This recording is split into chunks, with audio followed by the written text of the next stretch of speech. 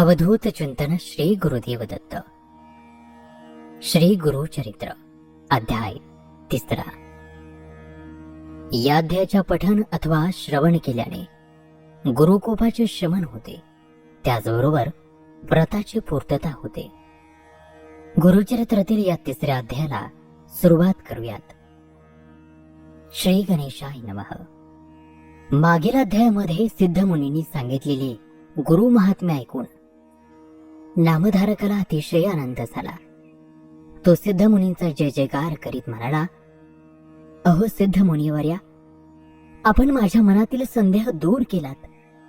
आज तुमच्यामुळेच मला परमार्थाचे मर्म समजले. तुम्ही जे गुरु महात्म्य सांगितले त्यामुळे माझ्या मनाला पूर्ण समाधान लाभले आहे.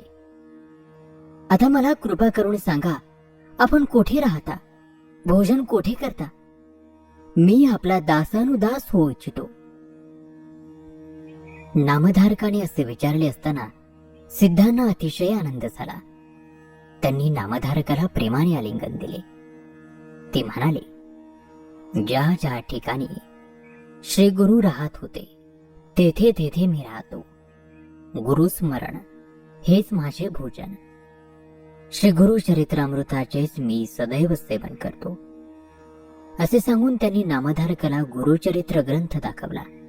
ते म्हणाले, या गुरुचरित्राचे नित्य श्रवण पठण केले असता भक्ती आणि मुक्ती, सुखभोग आणि मोक्ष यांची प्राप्ती होते.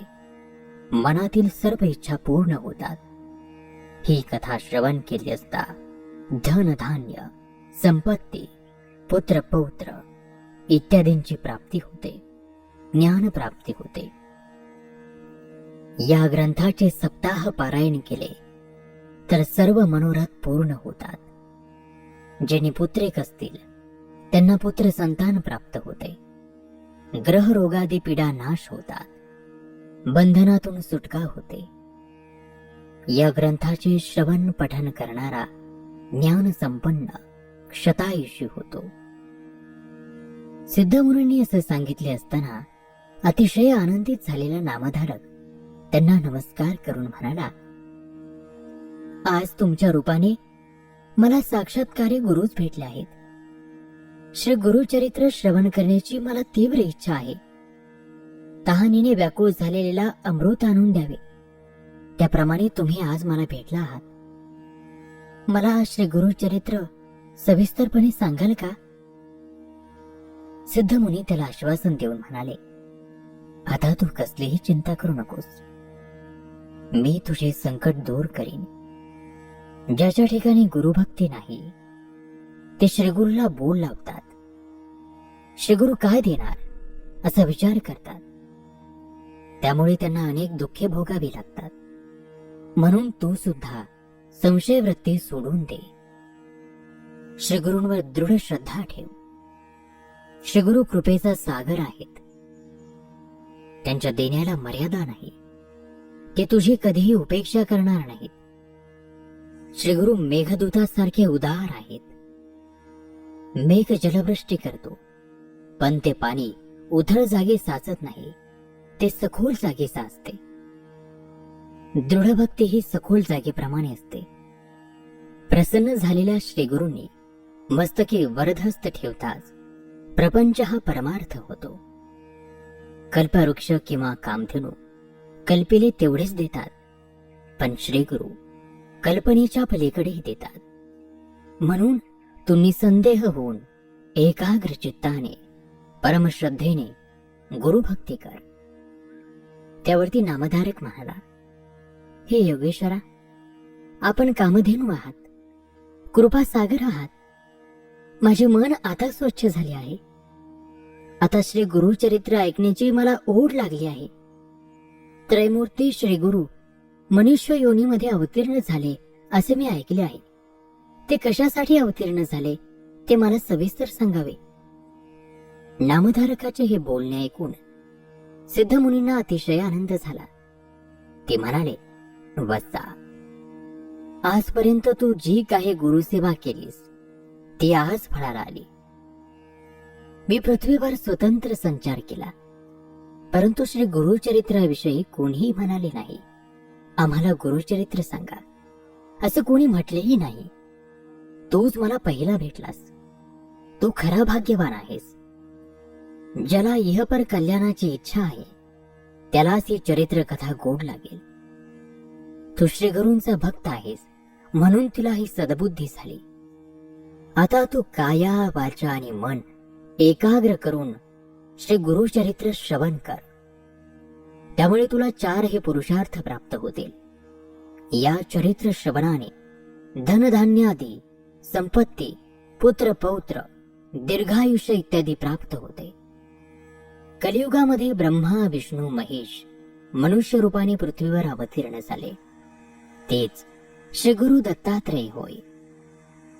भूभार हलका करून भक्तांचा उद्धार करण्यासाठीच ते सर्वत्र संचार करीत असतात. आता पुढे ऐक. प्रथम आदी वस्तू एकच ब्रह्म असून प्रपंचामध्ये 3 गुणांना, हे 3 गुण म्हणजे सत्व, रज आणि तम, यांना अनुसरून 3 मूर्ती झाल्या. त्यामध्ये ब्रह्मा हा रजोगुणी, विष्णू सत्वगुणी आणि महेश तमोगुणी.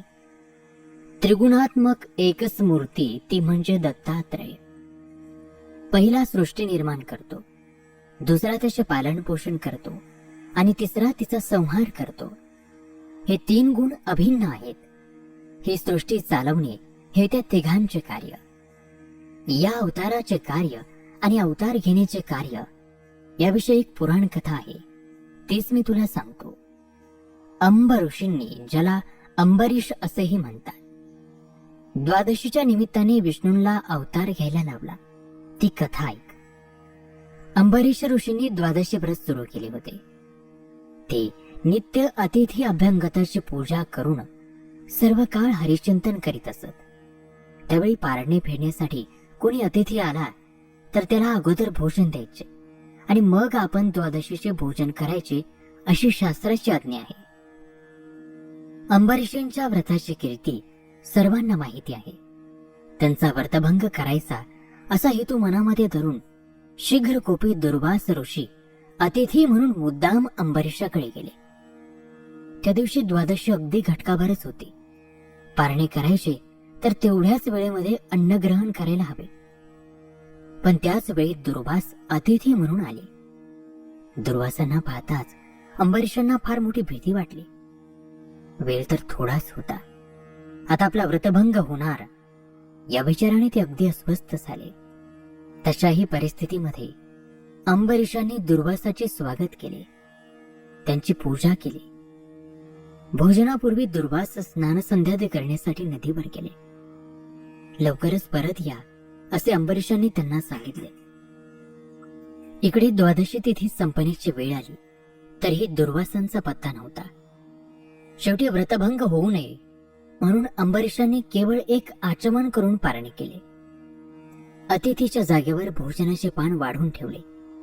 थोड्याच वेळाने दुर्वास आले. त्यांना सगळा प्रकार समजला. अंबरीशांकडे रागाने पाहून म्हणाले, अरे दुरात्म्या, अतिथीचे भोजन करण्याआधीच तू भोजन केलंस. थांब थांब, तुला आम्ही शाप देतो. हे शब्द ऐकताच अंबरीश घाबरले. त्यांनी अत्यंत कळवळून भगवान विष्णूंचा धावा केला. शीघ्रकोपी दुर्वासांच्या मुखातून शापवाणी बाहेर पडली. अरे दुरात्म्या, माझ्या आधी तू भोजन केलंस. माझा तू अक्षम्य अपराध केला आहेस आणि या अपराधाबद्दल तुला सर्व योनींमध्ये जन्म घ्यावा लागेल. ही शापवाणी ऐकताच अंबरीश दुःखाने रडू लागले. त्याच क्षणी भक्तवत्सल भगवान विष्णू प्रकट झाले. ते दुर्वासांना म्हणाले, मुनिवर्य, तुम्ही माझ्या भक्तांना शाप दिलात, पण मी तसे रक्षण करणार आहे. तो शाप मी स्वतः भोगीन. दुर्वास हे परमज्ञानी होते. ते ईश्वराचा अवतार होते. क्रोधी होते तरी ते उपकारी होते. त्यांनी विचार केला, या भूलोकी युगानुयुगे तपश्चर्या केली तरी सुद्धा श्री हरिचरणांचे दर्शन होत नाही. आता या शापाच्या निमित्ताने तो भक्तजनांचे रक्षण करण्यासाठी लक्ष्मीसह अवतार घेईल. दुष्ट दुर्जनांचा नाश करून संत सज्जनांचे रक्षण करेल. मग ते भगवान विष्णूंना म्हणाले, हे श्री हरी, तू पूर्ण ब्रह्मा विश्वात्मा आहेस. तो परोपकारासाठी शाप भोगताना विविध स्थानी, विविध वेळी, विविध योनीमध्ये असे 10 अवतार घे. भगवान विष्णूंनी ते मान्य केले. त्यानुसार भगवान विष्णूंनी मत्स्य, कुर्म, वराह इत्यादी 10 अवतार घेतले. हे अवतार कार्यकारण परत्वे होत असतात. ते कधी प्रकट तर कधी गुप्तपणे होतात. फक्त ज्ञानी लोकांना ते समजते. ही कथा सांगून सिद्धयोगी नामधारकाला म्हणाले, आता मी तुला एक गमतीची कथा सांगतो. ती म्हणजे श्री दत्त जन्माची कथा सांगतो. अनसूया ही अत्रे ऋषींची पत्नी. ती पतिव्रता शिरोमणी होती. तिच्या घरी ब्रह्मा, विष्णू आणि महेश हे त्रिदेव कपटवेश धारण करून आले.